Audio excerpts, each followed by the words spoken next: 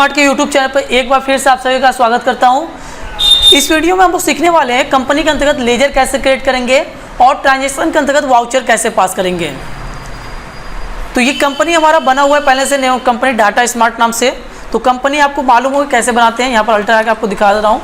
Company का नाम है डाटा स्मार्ट, मेलिंग नेम पे गौतम झा और एड्रेस है B22/296 खुजवा बाजार Varanasi. State, pin code, postal index number जो भी इत्यादि आपको फिल करना है वो फिल करते हुए इसको एक्सेप्ट कर लीजिएगा। यदि आपको कंपनी नहीं क्रिएट करने आता है तो हमारे पिछले वीडियो में आप देख सकते हैं हाउ टू क्रिएट कंपनी, कैसे कंपनी क्रिएट करते हैं। उसको देखने के बाद इसको आगे बढ़िएगा। ठीक है, ये हमारा कंपनी क्रिएट है। हम लोग यहाँ मास्टर के अंतर्गत हमें क्रिएट का ऑप्शन दिया है और अल्टर दिया है चार्ट्स ऑफ अकाउंट। क्रिएटर तो आपको दिया है सभी चीज़ को बनाने के लिए, कोई भी ledger, stock item, group, budget, vacancy, कुछ भी आपको क्रिएट करना है तो क्रिएट के अंतर्गत जाएंगे। उसको संशोधन करना है तो अल्टर, और चार्ट्स ऑफ अकाउंट में आप मल्टीपल लेजर क्रिएट कर सकते हैं, मल्टीपल अल्टर कर सकते हैं इत्यादि। चार्ट्स ऑफ अकाउंट के अंतर्गत आप यूज कर सकते हैं। तो आइए क्रिएट में चलते हैं, हम कुछ लेजर बनाते हैं। यहाँ पर जैसे हमें दिया हुआ है क्वेश्चन, यहाँ पर हमें दिया है general entry in the books of Manohar Lal, date आपको दिया है, क्वेश्चन दिया है, अमाउंट दिया है। तो पहला कह रहा है business started with cash by Manohar लाल।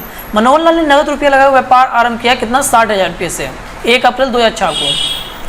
तो आइए लेजर क्रिएट करते हैं। यदि हम यहाँ पर जनरल एंट्री करते हैं तो क्या होगा, cash account debit to capital. तो आप लोग को मालूम होगा टैली में, टैली ERP9 हो या टैली प्राइम हो, कंपनी क्रिएट करते समय बाय डिफॉल्ट 2 लेजर आपका बना रहता है। कौन कौन सा, कैश और प्रॉफिट एंड लॉस। ये 2 लेजर हमें नहीं बनाना पड़ता है। यदि बाय मिस्टेक आपको डिलीट हो गया तो आप कैश को लेकर जाएंगे कैश इन हैंड ग्रुप के तहत, और प्रॉफिट एंड लॉस जाएगा आपका प्राइमरी ग्रुप के तहत। तो ठीक है, ये 2 लेजर हमें नहीं बनाना है। हमें लेजर किसका बनाना है, कैपिटल का। कैश तो ऑलरेडी बना है पहले से ही, हम कैपिटल का लेजर बनाना स्टार्ट करते हैं। तो यहाँ पर क्रिएट के अंतर्गत आ रहे हैं। तो यहाँ पर ग्रुप दिया, लेजर दिया, करेंसी दिया, वाउचर दिया, stock group, unit, stock godown, ये इत्यादि आपको दिया है। तो हमें अभी क्या करना है, अभी हमें लेजर क्रिएट करना है। तो लेजर क्रिएट के अंतर्गत आ रहे हैं क्वेश्चन नेम। तो नेम हमारा क्या है, कैपिटल लिखाएगा। तो यहाँ पर हमने लिख दिया कैपिटल।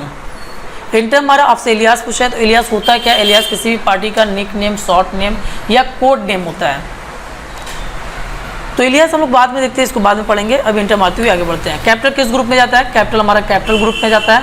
तो इसको कैपिटल इंटर में लेते हुए या फिर एंटर मारते हुए एक्सेप्ट कीजिए। ये आपका शॉर्टकट की है Ctrl+A ऑल एक्सेप्ट।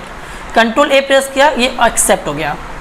अगला एंट्री देखते क्या कर रहा है, फर्नीचर परचेस किया विद कैश, मतलब कि नगद फर्नीचर आपका खरीदा है 10,000 रुपये का। गुड परचेस विद कैश किया है और गुड परचेस कंप्लीट से किया। ठीक है, फर्नीचर का लेजर बना ले रहे हैं। फर्नीचर को लेते हैं तो यहाँ पर किस ग्रुप में जा सकते हैं, देखिए यहाँ पर 2 आप एसेट होता है। यहाँ पर आपको 2 एसेट दिया होगा, एक तो फिक्स एसेट दिया होगा, एक करेंट एसेट दिया होगा। करेंट एसेट क्या होता है, यह ऐसी संपत्ति होता है जो हमारे बिजनेस व्यापार में 1 साल के अंदर ही परिवर्तन होता रहता है। इसको हम लोग शॉर्ट एसेट भी बोलते हैं, मतलब जो समय समय पर चेंज होते रहे, जिससे हम बिजनेस में क्रय या विक्रय करते हैं, उसे हम लोग करेंट बोलते हैं। लेकिन फिक्स फर्नीचर क्या है, एक हमारा फिक्स एसेट है।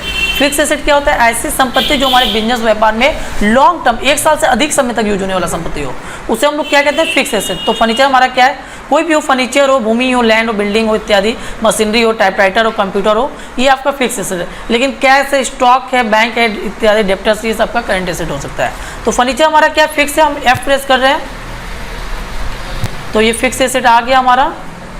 एंटर मारते हुए इसको एक्सेप्ट कर दे रहे हैं। अगला एंट्री कर रहा है गुड्स परचेस विद कैश कर रहा है। तो यहाँ पर हमें परचेस का जरूरत पड़ेगा, जो कि कैश का लेजर बना हुआ है। तो हम यहाँ पर लिख ले रहे हैं परचेस अकाउंट। ठीक है, और परचेस अकाउंट किस में जाएगा, परचेस अकाउंट में।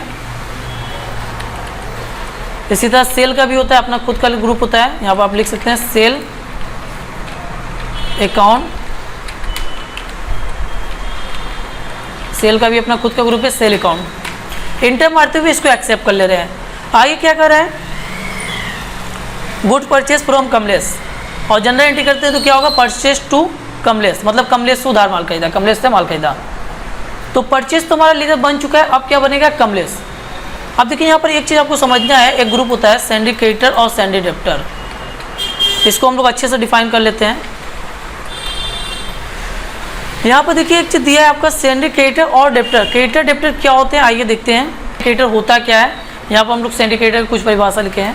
सैंडी क्रेडिटर बोला है, यह व्यक्ति या एक व्यक्ति जो व्यवसाय को सामान या सेवाएं क्रेडिट में देता है या व्यवसाय से तुरंत भुगतान प्राप्त नहीं करता है, और भविष्य में व्यवसाय से भुगतान प्राप्त करने के लिए उत्तरदायी है, एक विविध लेनदार कहलाता है। इंग्लिश में लिखा है और a person who gives goods service और बिजनेस इन क्रेडिट और does not receive payment immediately from the business and is liable receive payment from the business in future is called syndicator.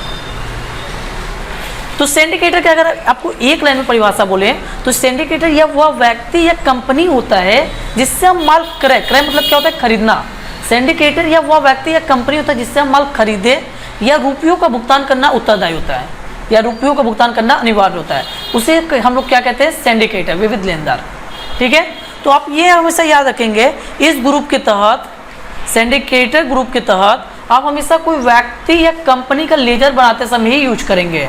कोई भी व्यक्ति या कंपनी आ जाएगा उसको आप syndicator या सिंडिडेप्टर का ही यूज करेंगे। अब यहाँ पर आप खरीद रहे हैं तो क्रेडिटर हो जाएगा, या रुपया भुगतान कर रहे हैं तो क्रेडिटर। डेप्टर बाद में देखते हैं। ये सिंडिकेटर का आपका एड्रेस, डिटेल, उसका pin code, pan card number जो भी होगा, जीएसटी नंबर, हालांकि आप रजिस्टर पार्टी से बात कर रहे हैं, डीलर से करें तो जीएसटी नंबर भी फिल करेंगे। अभी हम जीएसटी नो रखे हैं। और पिछले साल का कुछ यदि क्लोजिंग बैलेंस बचा होता तो यहाँ पर ओपनिंग बैलेंस में हम लोग फिल कर दिए होते हैं, हालांकि हमारा नहीं है तो इसको हम छोड़ते हुए आगे बढ़ जाए, इंटर मारते हुए एक्सेप्ट कर दे रहे हैं इसको। ठीक है, ये सिंडिकेटर हो गया। अगला लेजर देखते हैं क्या बचा रहा है। बोल रहा है गुड्स सोल्ड विथ कैश। तो यहाँ पर कैश और सेल का लेजर चाहिए, जो कि हम लोग बना चुके हैं। कैश का भी लेजर ऑलरेडी बना रहता है और सेल का भी लेजर हम बना चुके हैं। फिर बोला है गुड्स सोल्ड टू हरी, हरी को माल बेचा है, तो सेल तो हमारा बन चुका है लेकिन हरी का भी हम लोग लेजर नहीं बनाए। अब देखिए वहाँ पर माल कमलेश से खरीदा था, यहाँ पर हम हरी को माल बेच रहा है, तो ये क्या होना चाहिए, ये डेप्टर है। डेप्टर की परिभाषा आप लोग देख लीजिए क्या है। बोले सिंडिडेप्टर एक व्यक्ति जो किसी व्यवसाय से सामान या सेवाएं क्रेडिट में प्राप्त करता है या तुरंत भुगतान नहीं करता है और भविष्य में व्यवसाय का भुगतान करने के लिए उत्तरदायी होता है, एक विविध लेनदार कहलाता है। अगर एक लाइन में आपको बोले, सिंडिडेप्टर या वह व्यक्ति या कंपनी होता है जिसको हम माल सेल करते हैं, बेचते हैं या रुपये प्राप्त करना अनिवार्य होता है, जिससे हम पैसा प्राप्त करते हैं। मतलब किसी भी व्यक्ति या कंपनी को हम उधार माल बेच रहे हैं और वो बाद में पैसा देता है, आज नहीं तो कल पैसा देगा, उसे हम लोग सिंडिडेप्टर कहते हैं। इंग्लिश में यहाँ लिखा है अ पर्सन रिसीव गुड्स और service from a business in credit और does not make the payment immediately is liable to pay the business in the future is called a सिंडिडेप्टर। तो बस सिंडिडेप्टर वही व्यक्ति या कंपनी है जिसको हम माल बेचे या रुपया प्राप्त करें। तो यहाँ पर कह रहा था हरी को माल बेचा, तो हरी हमारा क्या है, सिंडिडेप्टर है। क्यों नहीं, आज नहीं तो ये कल पैसा मुझे देगा। तो यहाँ पर हम हरी का लेजर बना ले रहे हैं।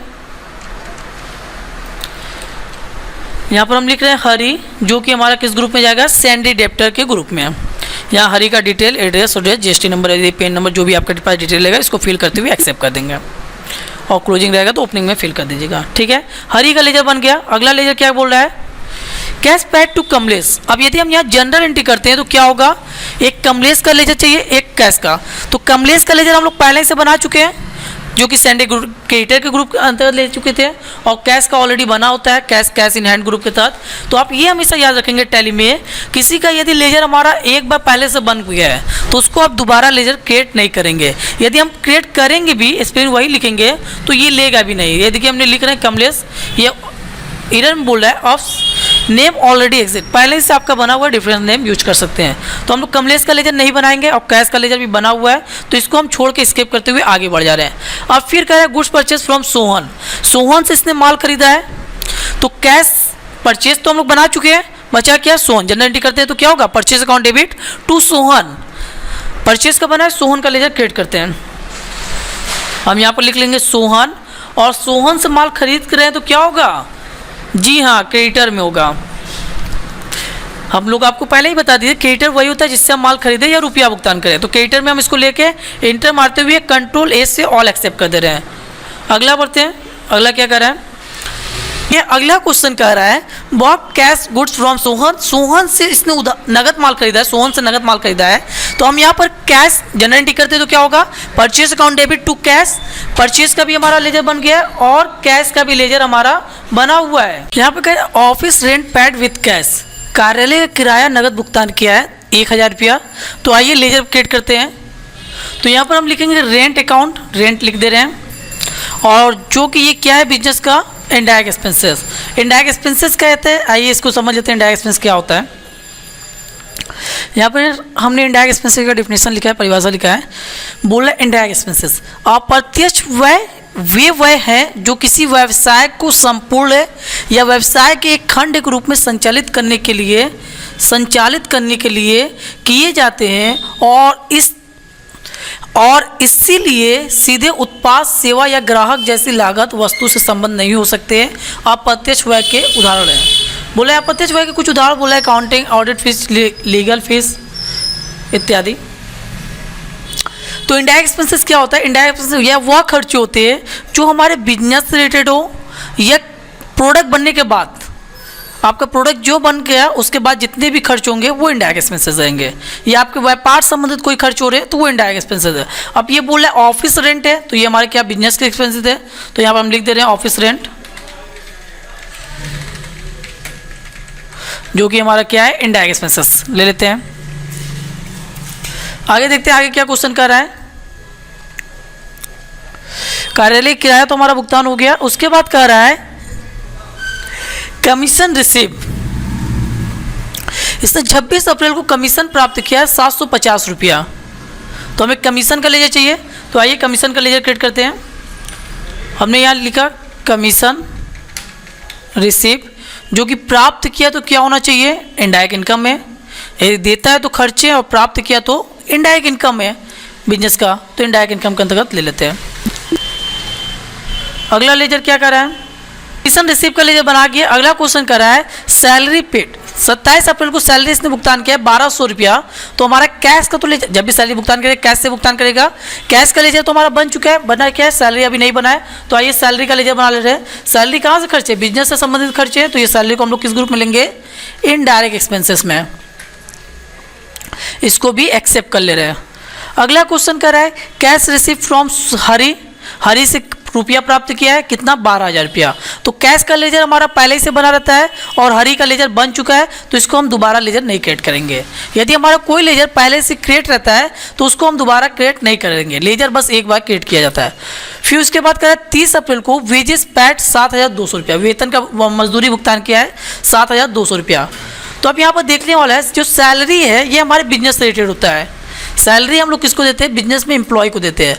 और वेजेस किसको देते हैं? लेबर को देते हैं जो फैक्ट्री में किसी भी कच्चा रॉ मटेरियल का मैन्युफैक्चरिंग का वर्क करते हैं। मतलब मजदूर लोग क्या करते हैं? किसी भी प्रोडक्ट को तैयार करते हैं, बनाते हैं। तो वेजेस हमारे फैक्ट्री से संबंधित खर्चा है। और यदि हम आपको बोले थे फैक्ट्री से संबंधित कोई खर्चा होता है तो उसको हम लोग क्या बोलते हैं? Direct expenses. यहाँ आप देख सकते हैं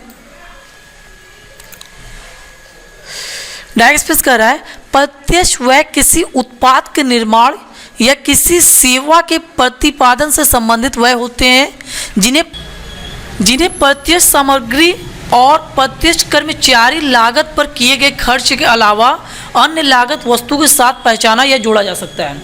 अर्थात डायरेक्ट एक्सपेंस हमारा वह खर्च होता है जो फैक्ट्री से रिलेटेड हो या कच्चा रॉ मटेरियल मैन्युफैक्चरिंग से कोई खर्च हो या प्रोडक्ट बनने से पहले कोई खर्चे हो रहे, तो वो सब हमारे डायरेक्ट एक्सपेंस है। तो वेजेस हमारा कहाँ फैक्ट्री से रिलेटेड है, तो वेजेस को हम डायरेक्ट एक्सपेंसेस के अंतर्गत ले लेते हैं। अगला लेजर देखते हैं क्या कर रहा है। उसके बाद हमसे कह रहा है टाइपराइटर परचेस। टाइपराइटर इसने खरीदा है 8,000 रुपये का 30 अप्रैल को। तो कैश का लेजर तो हमारा बना ही रहता है, जनरल एंट्री करते तो क्या होगा? Typewriter account debit to cash. Cash का लेजर बना हुआ है, कैश का लेजर छोड़ दे रहे हैं, बनेगा हमारा किसका लेजर? टाइपराइटर का। तो यहाँ पर हम लिखते हैं टाइपराइटर, जो कि ये क्या है? बिजनेस का फिक्स एसेट है। जैसे फर्नीचर है, आपका कंप्यूटर है, भूमि है, सब क्या होता है? बिजनेस का फिक्स एसेट होता है। तो इसको भी हम फिक्स एसेट के अंतर्गत ले लेते हैं।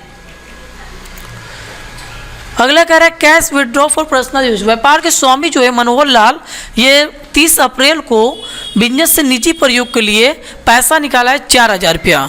तो यहाँ पर हम लोग जनरल एंट्री क्या करते हैं? Cash drawing account debit to cash. तो कैश का लेजर तो हमारा ऑलरेडी पहले से बना चुका है, बना हुआ है। हमें किसका लेजर चाहिए? ड्राइंग का लेजर चाहिए। तो आइए ड्राइंग का लेजर क्रिएट कर लेते हैं। और ड्राइंग किस में जाता है? ड्राइंग कैपिटल में से लेस करना होता है, तो इसलिए हम लोग ड्राइंग को कैपिटल अकाउंट में लेके चले जाते हैं। ठीक है, इंटर आते हुए एक्सेप्ट कर दे रहे हैं। ये हमारा लेजर क्रिएट हो चुका है, हम लोग बाहर आ जा रहे हैं। और यदि आपका बाय मिस्टेक कोई लेजर गलत हो गया, उसको आपको अल्टर करना है, तो अल्टर में आकर आप लेजर खोल लेंगे। यहाँ से कोई भी लेजर संशोधन करना है, यहाँ पर संशोधन कर सकते हैं। या कोई लेजर आपको डिलीट करना है, डबल बना चुके हैं, तो ऑल्ट डी प्रेस करके इसको डिलीट भी आप कर सकते हैं। ठीक है, एस्केप करते हुए हम बाहर आ जा रहे हैं।